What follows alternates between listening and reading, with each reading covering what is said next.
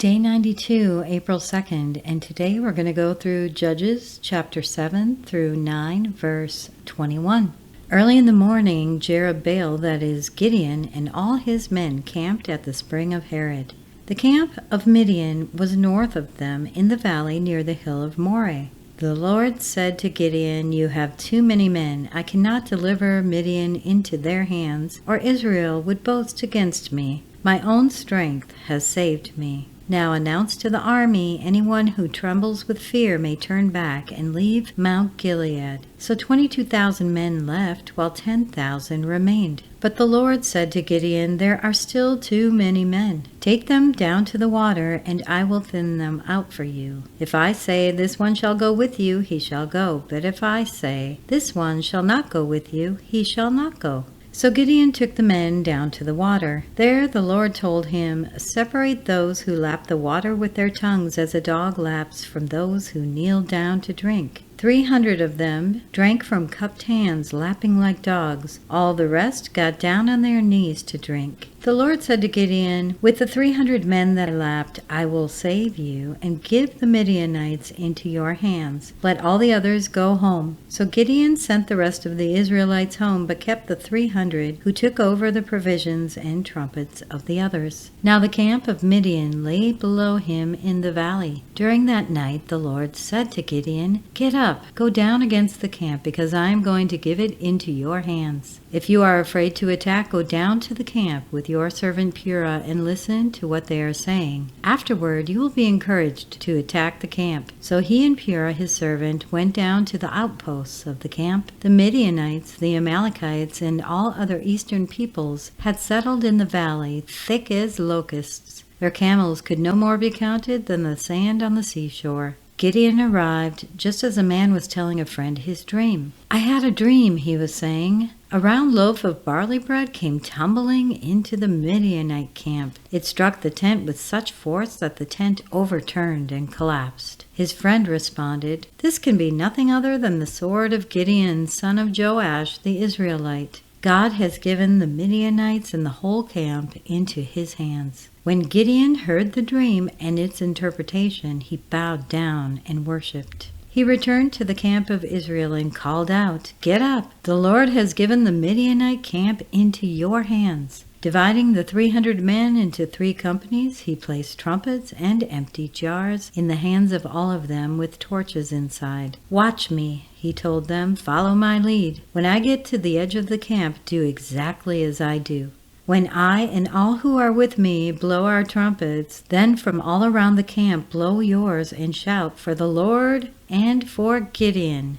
Gideon and the 100 men with him reached the edge of the camp at the beginning of the middle watch, just after they had changed the guard. They blew their trumpets and broke the jars that were in their hands. The 3 companies blew the trumpets and smashed the jars. Grasping the torches in their left hands and holding in their right hands the trumpets they were to blow, they shouted, "A sword for the Lord and for Gideon." While each man held his position around the camp, all the Midianites ran, crying out as they fled. When the 300 trumpets sounded, the Lord caused the men throughout the camp to turn on each other with their swords. The army fled to Beth-shittah towards Zererah, as far as the border of Abel-Meholah, near to Beth. Israelites from Naphtali, Asher, and all Manasseh were called out, and they pursued the Midianites. Gideon sent messengers throughout the hill country of Ephraim, saying, "Come down against the Midianites and seize the waters of the Jordan ahead of them as far as Beth-barah."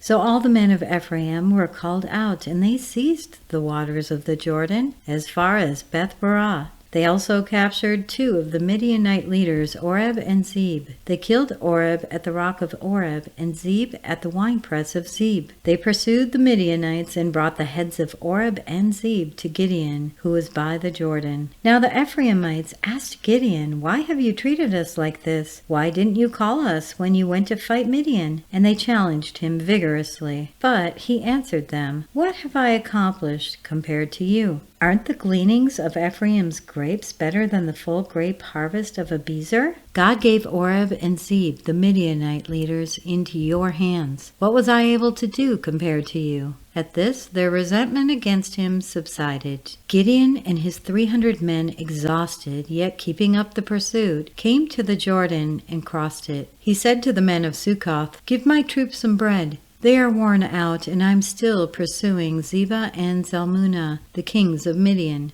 But the officials of Succoth said, "Do you already have the hands of Zebah and Zalmunna in your possession? Why should we give bread to your troops?" Then Gideon replied, "Just for that, when the Lord has given Zebah and Zalmunna into my hand, I will tear your flesh with desert thorns and briars." From there he went up to Peniel and made the same request of them, but they answered as the men of Succoth had. So he said to the men of Peniel, "When I return in triumph, I will tear down this tower." Now Zebah and Zalmunna were in Karkor with a force of about 15,000 men, all that were left from the armies of the eastern peoples. 120,000 swordsmen had fallen. Gideon went up by the route of the nomads east of Nobah and Jogbehah and attacked the unsuspecting army. Zebah and Zalmunna, the 2 kings of Midian, fled, but he pursued them and captured them, routing their entire army. Gideon, son of Joash, then returned from the battle by the pass of Heres. He caught a young man of Succoth and questioned him, and the young man wrote down for him the names of the 77 officials of Succoth, the elders of the town. Then Gideon came and said to the men of Succoth, "Here are Zebah and Zalmunna, about whom you taunted me by saying, 'Do you already have the hands of Zebah and Zalmunna in your possession? Why should we give bread to your exhausted men?'" He took the elders of the town and taught the men of Succoth a lesson by punishing them with desert thorns and briars. He also pulled down the tower of Peniel and killed the men of the town. Then he asked Zebah and Zalmunna, "What kind of men did you kill at Tabor?"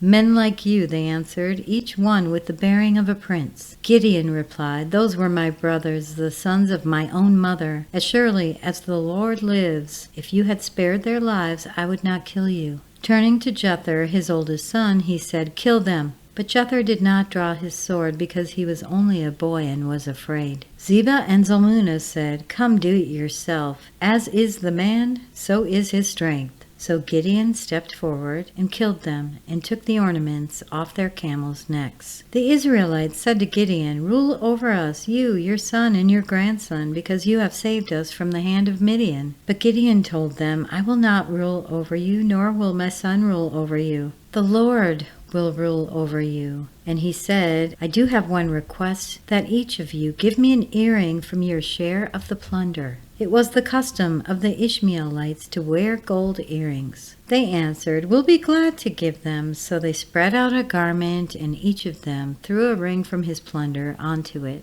The weight of the gold rings he asked for came to 1,700 shekels, not counting the ornaments, the pendants, and the purple garments worn by the king of Midian, or the chains that were on their camels' necks. Gideon made the gold into an ephod, which he placed in Ophrah, his town. All Israel prostituted themselves by worshipping it there, and it became a snare to Gideon and his family. Thus Midian was subdued before the Israelites and did not raise its head again. During Gideon's lifetime, the land had peace for 40 years. Jerubbaal, son of Joash, went back home to live. He had 70 sons of his own, for he had many wives. His concubine, who lived in Shechem, also bore him a son, whom he named Abimelech. Gideon, son of Joash, died at a good old age and was buried in the tomb of his father Joash in Ophrah of the Abiezrites. No sooner had Gideon died than the Israelites again prostituted themselves to the Baals. They set up Baal-berith as their god, and did not remember the Lord their God, who had rescued them from the hands of all their enemies on every side.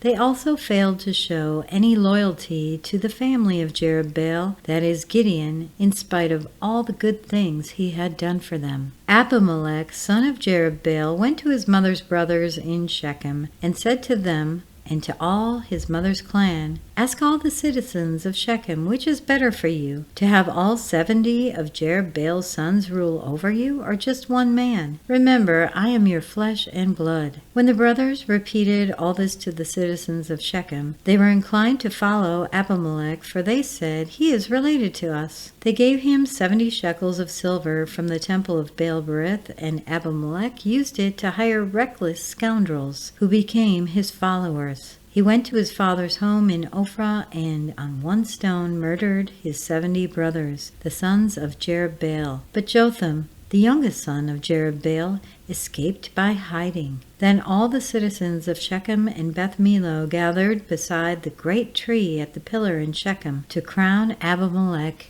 king. When Jotham was told about this, he climbed up on top of Mount Gerizim and shouted to them, "Listen to me, citizens of Shechem, so that God may listen to you." One day the trees went out to anoint a king for themselves. They said to the olive tree, "Be our king." But the olive tree answered, "Should I give up my oil, by which both gods and humans are honored, to hold sway over the trees?" Next, the trees said to the fig tree, "Come and be our king." But the fig tree replied, "Should I give up my fruit, so good and sweet, to hold sway over these trees?" Then the trees said to the vine, "Come and be our king." But the vine answered, "Should I give up my vine, which cheers both gods and humans, to hold sway over the trees?" Finally, all the trees said to the thorn bush, "Come and be our king." The thorn bush said to the trees, "If you really want to anoint me king over you, come and take refuge in my shade. But if not, then let fire come out of the thorn bush and consume the cedars of Lebanon." Have you acted honorably and in good faith by making Abimelech king?